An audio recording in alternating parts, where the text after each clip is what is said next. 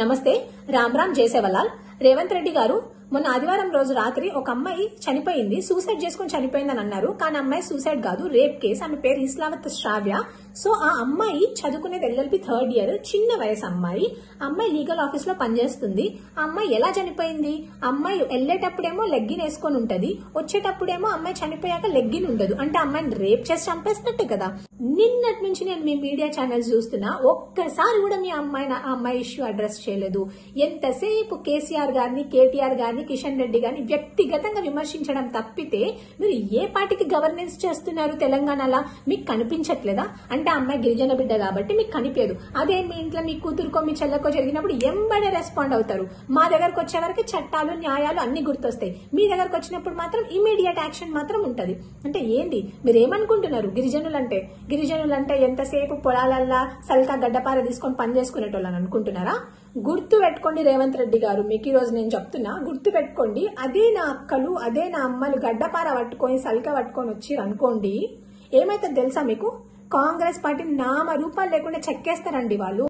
ఈ రోజు ఆదిలాబాద్, కరీంనగర్, కొత్తగూడెం, ఖమ్మం, వరంగల్ ప్రతి దగ్గర నా గిరిజనులు ఉన్నారు. నా గిరిజనులు తలుచుకుంటే మీ సీఎం కుర్చీ, మీ ముఖ్యమంత్రి కుర్చీని లేపేశారు వాళ్ళు. గుర్తు పెట్టుకోండి మీరు. ఇన్ని రోజులు సేవలాల్ పట్టా వేసుకొని గిరిజనులు అని చెప్పుకొని తిరిగిన నా గిరిజన నాయకులారా, ఈ రోజు మీకు రేవంత్ రెడ్డి పదవులు ఇచ్చినాడు కాబట్టి మీరు అందరు రేవంత్ రెడ్డి కుటుంబం, కాంగ్రెస్ కుటుంబం. అందుకే మీరు దీని గురించి మాట్లాడరు. ఈ రోజు మహిళా మంత్రులు ఎక్కడ పోయినారండి? సీతక్క గారు, మీరు ఒక గిరిజన బిడ్డే కదా, ఎందుకు మాట్లాడట్లేదు దీని గురించి? అంటే ఇది మీ ఇంట్లో విషయం కాదు కాబట్టి మాట్లాడతలేరా? ఇది మీ కాన్స్టిట్యుయెన్సీ కాదు కాబట్టి మాట్లాడతలేరా? ఇది ఎక్కడో కడతాల్ కాన్స్టిట్యుయెన్సీ కదా, అందుకే మీరు మాట్లాడతలేరా? ఈరోజు కొండా సురేఖ గారు, అమ్మా మేడం గారు, మీరు ఎంతసేపు మీ ఇంట్లో బిర్యానీ పార్టీల గురించి, బీర్ పార్టీల గురించి మాత్రమే మాట్లాడతారా? దీని గురించి మాట్లాడరా? ఏం జరుగుతుందో? ఎందుకు మీరుండి కూడా ఎందుకు, ఏం లాభము? మహిళా మంత్రులు ఎందుకు మాట్లాడట్లేదు దీని గురించి? ఎవరికి చెప్పుకోవాలి మేము మా బాధ పోయి? ఎందుకు? మొన్ననేమో జీవో 29 తీసుకొచ్చి గిరిజన లాగం చేస్తేవి, నిన్ననేమో లగచర్ల గిరిజన లాగం చేస్తేవి, ఈ రోజేమో ఈడ ఈ అమ్మాయిలు చైత్ర చనిపోతే మాట్లాడరు, ఈమె చనిపోతే మాట్లాడరు. ప్రతి సెక్టార్ లో డాక్టర్స్, ఇంజనీర్స్, చదువుకునే వాళ్ళు, లాయర్స్, అడ్వకేట్స్, ఎంప్లాయీస్, ఎంత మందిని పొట్టన పెట్టుకుంటారు ఈ సమాజం. వీళ్ళకంటూ సెక్యూరిటీ వద్దా? వీళ్ళు మనుషులు కాదా? వీళ్ళ ఆడపిల్లలు కాదా? వీళ్ళ తల్లిదండ్రులు వీళ్ళని కష్టపడి పెంచలేదా?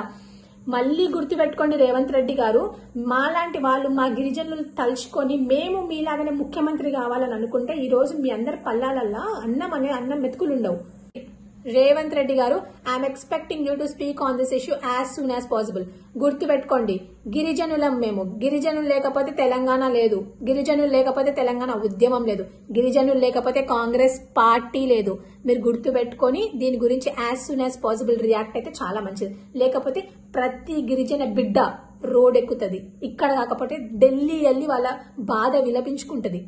మీరు గుర్తు పెట్టుకొని మీరు దీని గురించి యాక్షన్ తీసుకుంటారని నేను అనుకుంటున్నా. Thank you.